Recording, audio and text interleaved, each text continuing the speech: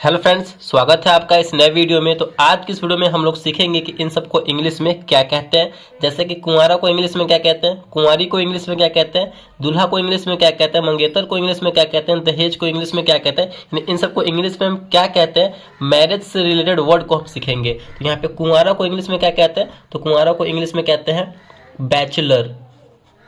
कुंवारा को इंग्लिश में क्या कहते हैं, तो कुंवारा को इंग्लिश में कहते हैं बैचलर। नेक्स्ट है हमारा कुंवारी। कुंवारी को इंग्लिश में क्या कहते हैं, तो कुंवारी को इंग्लिश में कहते हैं स्पिंस्टर। कुंवारी को इंग्लिश में कहते हैं स्पिंस्टर्स, स्पिंस्टर।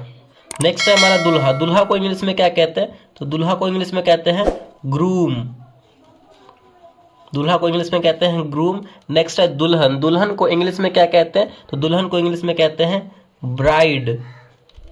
दुल्हन को इंग्लिश में कहते हैं ब्राइड। और वही अगर एक साथ मिला दिया जाए दूल्हा और दुल्हन तो ब्राइड ग्रूम हो जाएगा, दूल्हा दुल्हन ब्राइड ग्रूम। नेक्स्ट है हमारा मंगेतर। मंगेतर को इंग्लिश में क्या कहते हैं, तो मंगेतर को इंग्लिश में कहते हैं फियांसे।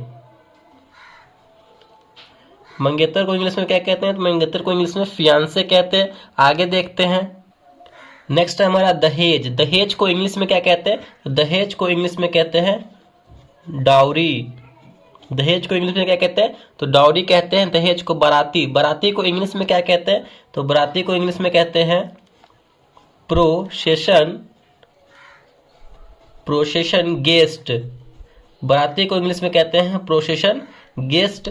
नेक्स्ट है हमारा सालगिरह। सालगिरह को इंग्लिश में क्या कहते हैं, तो सालगिरह को इंग्लिश में कहते हैं एनिवर्सरी। सालगिरह को इंग्लिश में कहते हैं एनिवर्सरी। नेक्स्ट है हमारा सगाई या फिर मंगनी। सगाई या फिर मंगनी को इंग्लिश में कहते हैं इंगेजमेंट। सगाई या फिर मंगनी को इंग्लिश में क्या कहते हैं, तो इंगेजमेंट कहते हैं। नेक्स्ट हमारा शादी समारोह। शादी समारोह को इंग्लिश में क्या कहते हैं, तो वेडिंग सेरेमनी कहते हैं, वेडिंग सेरेमनी। वेडिंग सेरेमनी कहते हैं शादी समारोह को। आगे देखते हैं।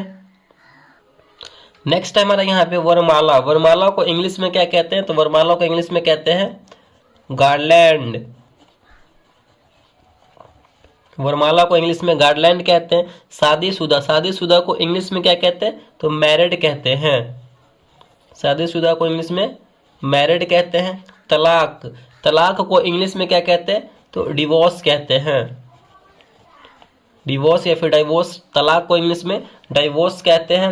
नेक्स्ट है हमारा विधवा। विधवा को इंग्लिश में क्या कहते हैं, तो विधवा को इंग्लिश में कहते हैं विडो।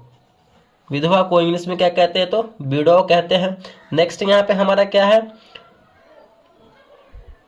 विदाई। विदाई को इंग्लिश में क्या कहते हैं, तो विदाई को इंग्लिश में कहते हैं फेयरवेल। विदाई को इंग्लिश में क्या कहते हैं, तो विदाई को इंग्लिश में कहते हैं फेयरवेल। नेक्स्ट यहाँ पे हमारा ये है, इसको इंग्लिश में क्या कहते हैं, तो इसको इंग्लिश में कहते हैं हनीमून। नेक्स्ट हमारा है सेहरा। सेहरा को इंग्लिश में क्या कहते हैं, तो सेहरा को इंग्लिश में कहते हैं रिथ। सेहरा को इंग्लिश में क्या कहते हैं, तो रिथ कहते हैं। डोली या पालकी। डोली या पालकी को इंग्लिश में क्या कहते हैं, तो सेडन कहते हैं। डोली या पालकी को इंग्लिश में सेडन कहते हैं। तो ये जो इतने सारे इंपॉर्टेंट वर्ड मीनिंग थे मैंने आपको यहाँ पे बता दिया। आई होप ये आपको अच्छा लगा होगा और पसंद आया होगा। तो प्लीज़ वीडियो को लाइक कीजिएगा, चैनल पर नया है तो चैनल को सब्सक्राइब जरूर कीजिएगा। Thank you.